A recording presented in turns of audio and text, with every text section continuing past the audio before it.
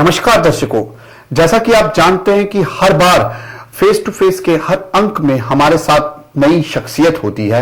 इस बार भी हमारे साथ हमारी रियासत के कैबिनेट मिनिस्टर जनाब अब्दुल गनी कोहली साहब मौजूद हैं और हम इनसे जानेंगे कि किस तरीके की डेवलपमेंट इन्होंने अपने डिपार्टमेंट में की है। Animal and sheep husbandry, fishery department, क्या क्या इन्होंने उसमें नए प्रोग्राम्स लाए हैं, नई स्कीम्स लाई हैं, क्योंकि जो इनके पास डिपार्टमेंट है उससे युवा पीढ़ी को काफी ज्यादा फायदा मिल सकता है। और युवा पीढ़ी जो है आज की डेट में हमारी अलग अलग तरफ डाइवर्ट कर रही है, इसलिए उनको एक जगह अच्छी इंप्लॉयमेंट देने के लिए क्या क्या स्कीम्स, क्या क्या इन्होंने नई डेवलपमेंट्स की है, आइए दर्शकों हम इनसे जानें। जी कोहली साहब, आपका हमारे स्टूडियो में स्वागत है। कोहली साहब, आप एक अच्छे ब्यूरोक्रेट होने के साथ साथ पुराने पॉलिटिशियन भी रहे हैं, सियासत से काफी वास्ता रहा है आपका।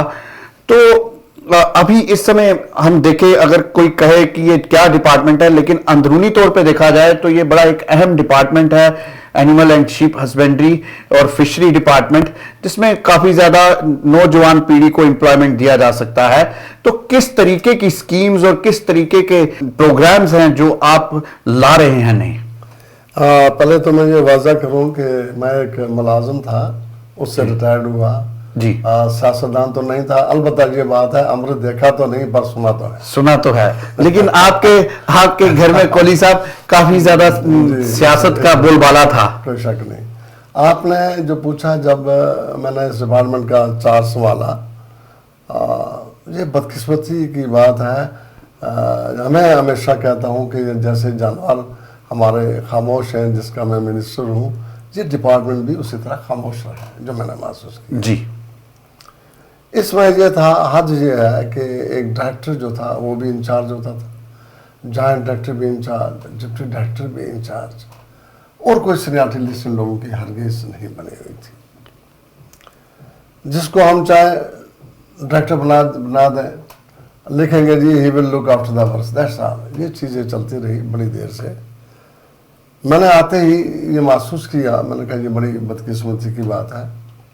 मैंने कुछ नोडल ऑफिसर फिक्स किए ताकि लोगों की सीनियरिटी लिस्ट, चाहे शीप की बात करें आप, चाहे एनिमल हस्बेंड्री की बात करें, और बिल्कुल यही हाल जो है फिशरी डिपार्टमेंट का भी था।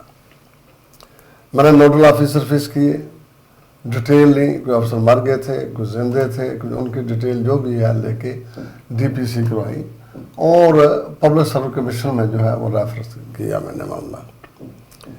फिशरी डिपार्टमेंट का अल्लाह का फजल है कि वो हम उसमें कामयाब हो गए हैं। वो जो है seniority list for the first time जो है इम्प्लीमेंट हुई है, बन भी गई है, और accordingly implementation accordingly that's the second part. जी। एनिमल हस्बेंड्री, शीप हस्बेंड्री का थिंग्स आर इन प्रोसेस, और आई एम होपफुल कि within 2 months I will be able to have his first seniority list of animal husbandry and sheep husbandry department. बिल्कुल सही। ये पहला कदम था जो मेरे जहन में था।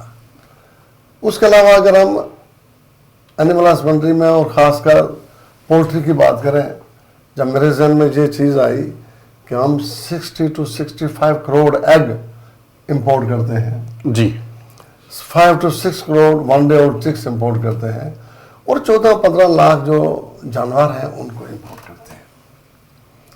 तो बीइंग ए ग्रेनी स्टेट, ये बड़े दुख की बात थी, ये सब ऐसा क्यों हो रहा है।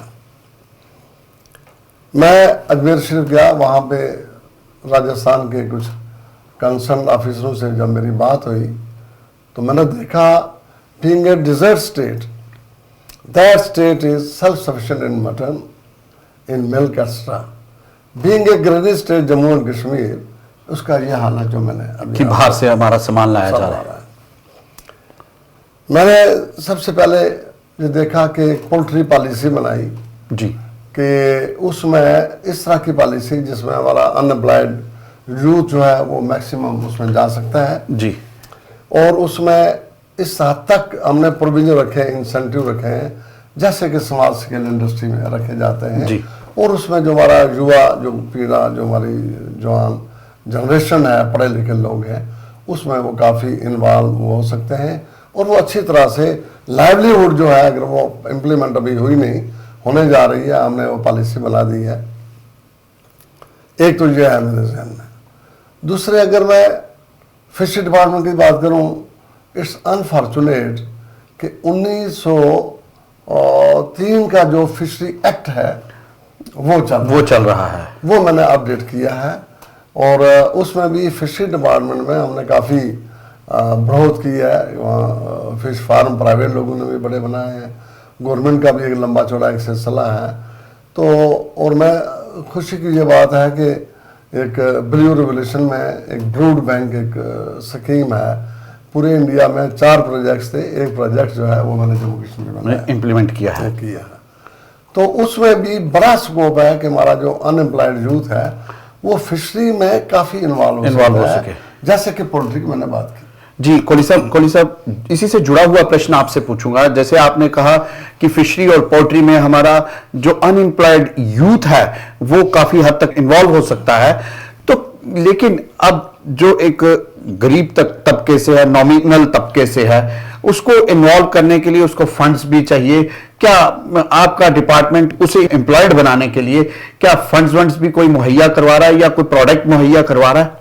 बड़ी सी बात कही। देखिए, हमारे पास फिश 2 तरह की है जी। एक ट्राउट फिश है, एक कार्प फिश है। ट्राउट फिश जो है बड़ी नरम नाजुक है, ये ठंडे इलाके में रहती है। बिल्कुल सही। इसी तरह कार्प भी, अगर हम आपको एक पान बना के दे दें, चाहे मिट्टी का बनाए चाहे को कैसा है, उसमें बीज जो है वो हम दे देते हैं जी।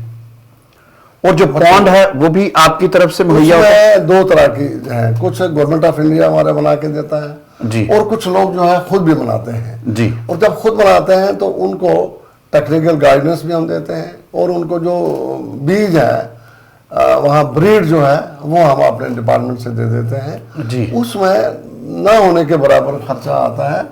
तो कुछ तो कभी कभी तो ऐसा है कि कुछ स्कीमें ऐसे हैं ब्लू रेवोल्यूशन में, जैसे कि हम पान भी बना के देते हैं और अगर उसमें साथ तक म्याद ना हो गुंजाइश, लिमिटेड वो पान होते हैं, तो फिर कोई अच्छे वेल ऑफ जो लोग हैं वो अपने खर्चे पर ज़्यादा खर्चा आता नहीं है, वो पान बना देते हैं, फिर वहाँ हम उनको सीड जो है वो हम मुहैया करते हैं और बड़े आराम से जो लोग हैं वो लाइवलीहुड जो है अपना उसमें कमा सकते हैं। जी बिल्कुल, बिल्कुल ठीक कहा आपने। और इसी तरह ही पोल्ट्री का भी कुछ ऐसा ही है? एक्जैक्टली। पोल्ट्री, देखिए पोल्ट्री जो हमारा एक सिस्टम है, यहाँ पे एक माफिया, मैं बड़ी देर से कह रहा हूँ, अभी तक उसमें हम कामयाब नहीं हुए कि उसमें कैसे है, लेकिन मेरी जो पॉलिसी मैं बना रहा हूँ उसमें आई एम होपफुल कि जब वो माफिया का जो सिलसिला हम ख़त्म करेंगे तो उसमें बड़ा स्कोप है।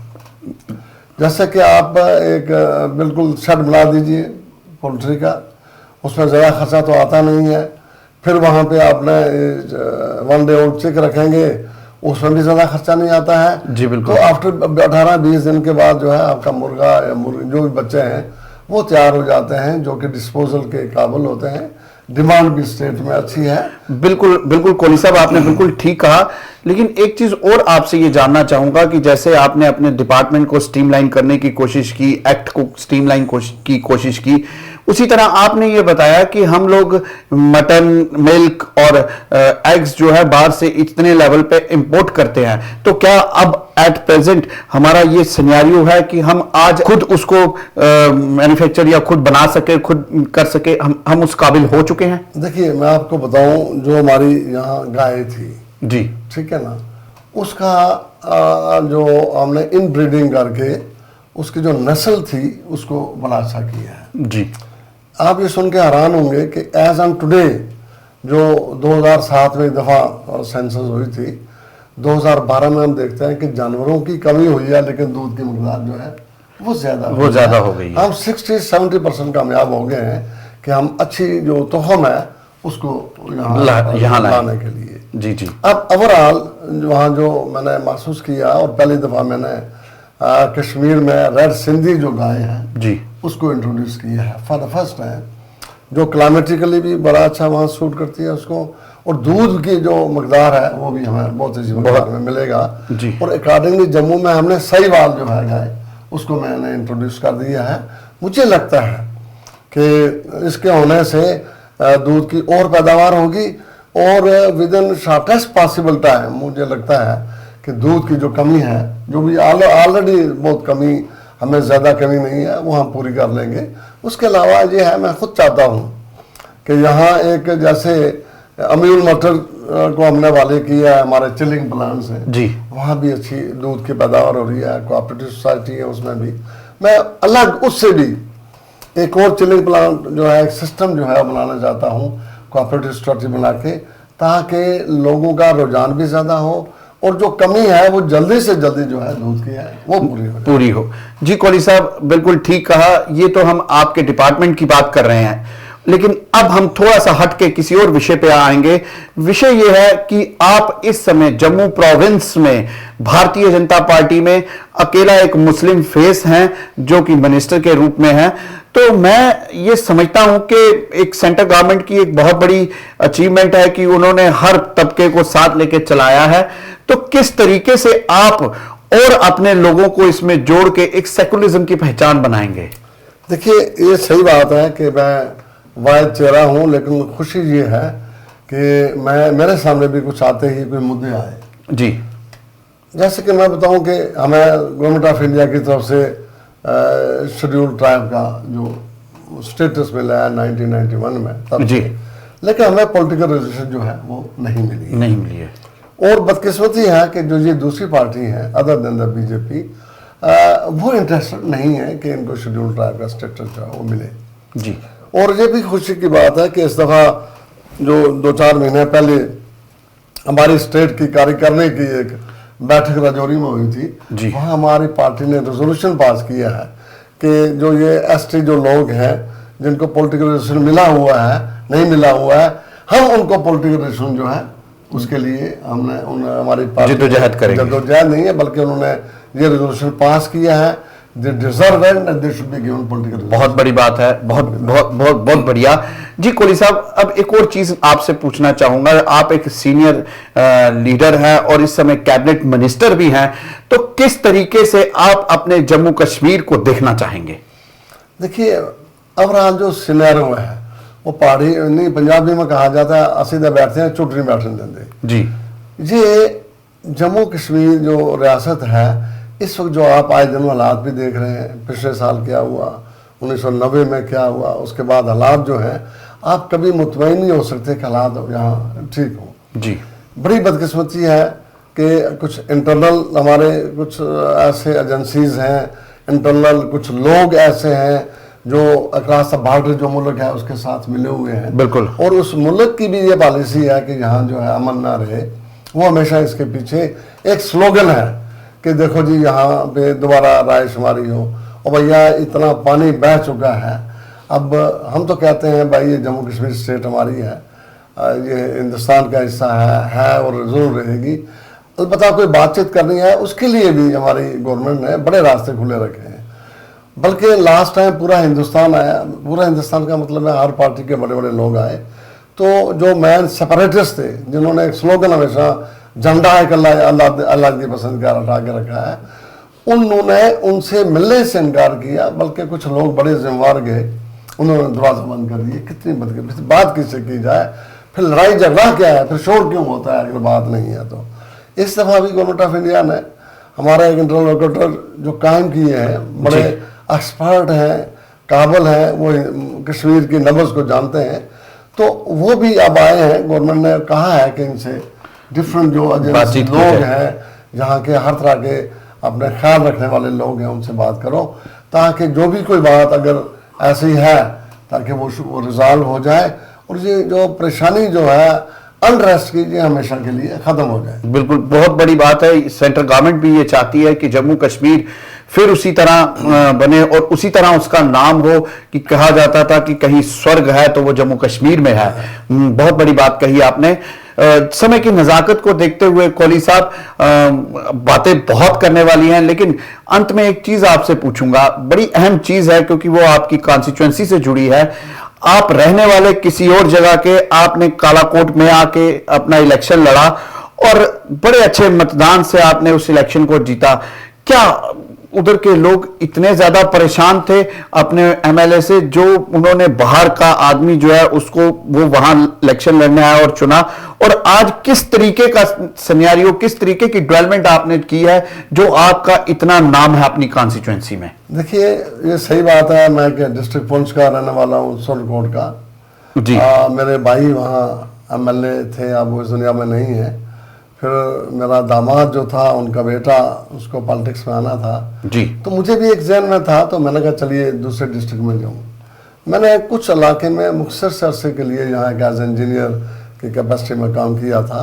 लेकिन एक मैं बताऊँ, हर मजहब भी यही कहता होगा और इस्लाम भी यही कहता है कि जहाँ आप जुल्म और ज्यादती देखें, वहाँ अगर आप अपना हक नहीं इस्तेमाल करेंगे तो ना आप मुसलमान हैं, ना किसी और मजहब के हो सकते हैं। मैंने जो वहाँ महसूस किया हुआ था, वहाँ एक क्रिमिनल राज था और लोगों को इतना जुल्म और ज्यादती से दबाया हुआ था। मैं कहता हूँ कि मैंने हिस्ट्री में इतना नहीं पढ़ा था। तो मैंने कहा ये मेरा फर्ज बनता है एज ए मुसलमान भी और एज ए हिंदुस्तानी भी कि जब इतना जुल्म हो रहा है, क्यों ना मैं इसके खिलाफ आके यहाँ इलेक्शन लड़ूं। और मैं सच कहता हूँ 1% कोई आदमी भी यकीन नहीं कर रहा था, लेकिन मैं समझता हूँ कि जब गरीब की दुआ निकलती है वो असर रखती है। मुझे अपने बुजुर्गों की अच्छी बात थी, उन लोगों ने, गरीबों ने जो दुआएं की, तो उसकी वजह से मैं वहाँ कामयाब हुआ। वरना मन आनम के मन दानम, मुझ में ना वो इतनी हिम्मत थी, ना हालात थे, ना लोग थे, लेकिन ये लोगों की आह जो थी उसने काम किया और मैं वहाँ से MLA बना। और आज की डेट में आपका क्यों वहां इतना नाम है? क्या डेवलपमेंट आपने ऐसे हिसाब से की या लोगों के दिल में आपने अपना नाम बनाया? देखिए, इंसान हमेशा किसी से मुतमईन नहीं होते हैं। जी। मुझे भी पता है बात करने वाले बड़े होंगे, लेकिन ओवरऑल जो है मेरी नीयत में है कि मैं यहाँ आया हूँ, मैं ईमानदारी से डिलीवर करूँ और जो भी हक जिसका है मैं उसको देने की कोशिश करता हूँ। उस लिहाज से मेरी कोशिश होती है कि मेरी कंस्टिट्यूंसी में हर तरह के प्रोजेक्ट हूँ, चाहे रोड्स की बात करें, चाहे PHC की बात करें, चाहे एनिमल हस्बेंड्री की बात करें, चाहे एग्रीकल्चर किसी डिपार्टमेंट की बात करें, मैं चाहता हूँ वहाँ प्रोजेक्ट आए और लोगों को फायदा हो। इसी पे मैं काम कर रहा हूँ। जी बिल्कुल, बहुत बड़ी बात कही आपने अब्दुल गनी कोहली साहब। इसी के साथ दर्शकों आपसे विदाई लेंगे, फिर हाजिर होंगे फेस टू फेस के नए अंक में। तब तक के लिए धन्यवाद। मैं मशहूर हूँ कि आपने इसमें बुलाया हूँ।